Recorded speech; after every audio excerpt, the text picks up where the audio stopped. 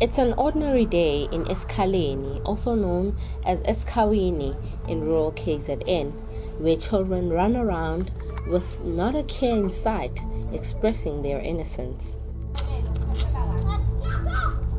But for this young one, playing innocently in this neighborhood could be a matter of life and death. He's a few of many living with albinism, a condition regarded in most parts of the continent as a source of muti. This is Maneliswa Ndombela. He's been missing since June last year.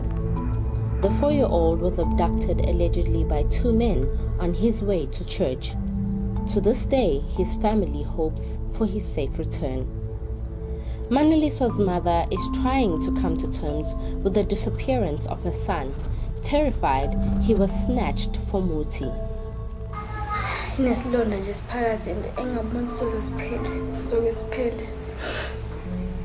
There's a wound, and I don't think it will ever heal.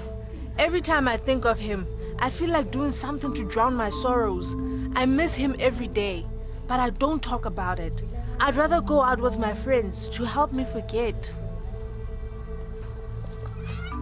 Communities throughout Africa believe body parts of those living with albinism poses magical powers which can cure illnesses or even bring good fortune, a fate Maneliswa could have possibly faced. I always asked myself, why is this happening to us? He was just an innocent soul. And to the people who took him, how can they be so heartless to abduct an innocent child? He hasn't done anything to anyone. What pains me the most is that Maneliswa and my child were born on the same month. How is Maneliswa's mother going to feel when we're celebrating my child's birthday?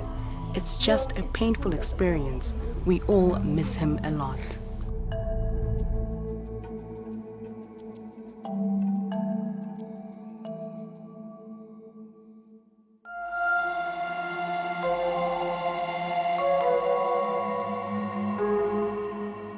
Myths about albinism continue to put many lives at risk, especially in communities where ritualized violence is rife.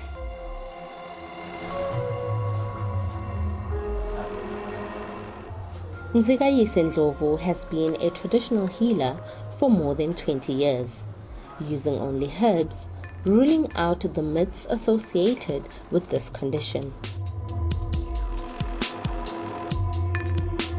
Uma-ke ngabe kunjalo ukuthi umuntu omhlophe wakha ingcebo abababulali ngani kabelungu. If it's true that people with albinism bring them wealth, why don't they kill white people?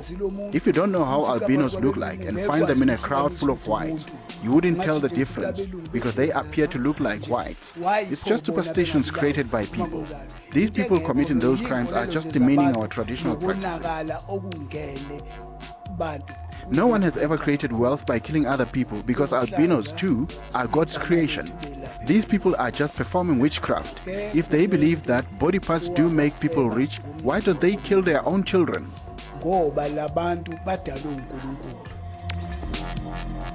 Police urge communities to protect people living with albinism and not to kill them. We are not sure of the cause of killing of the albinos, but we know that there are 2 children who were reported as missing who are living with albinism, and up to now they were not yet found. And the other case involving Tandazi, who was killed at the Mango's area, that case has been solved and 3 suspects were convicted already, and the other one is still at court. He is not yet convicted. But we are also warning the people that there is no such that if you kill a person living with the albinism, you will get muti. Because some of the people are killing them because they think that they will be using them for muti, their parts will be used for muti. But we are appealing to the members of the community to work together with the police in preventing such acts. The unfortunate and gruesome incidences around the killing of people living with albinism has sparked social outrage, leading to much-needed activism. Before we talk about programs that educate and serve as a reminder to our communities, I will firstly call on our communities to educate themselves to be careful of what they say about this disorder. When the government gets involved through initiatives such as Black Label, Telecom Business, NYDA, and many more, it will create awareness amongst people about the Masikokane Albinism Foundation through engaging with people living with albinism. We call upon parents and the youth to stop participating in killings of albinos. I also call upon traditional healers to work hand in hand with traditional leaders across the country to come together and talk to the government about the strict laws and harsh sentences that will prevent the killings of people living with albinism.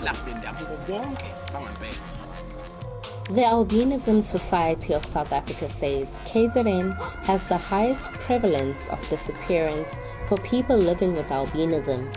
But till people are educated about albinism, children like Maneliswa will continue to fall prey to acts of witchcraft. Although the family accuses the SAPS of not taking the investigation seriously, reports say a team of 4 policemen was delegated to oversee Maneliswa's case. But still, over 6 months later, no update has been given to the family as far as where the investigation is and whether there's hope in finding this little boy.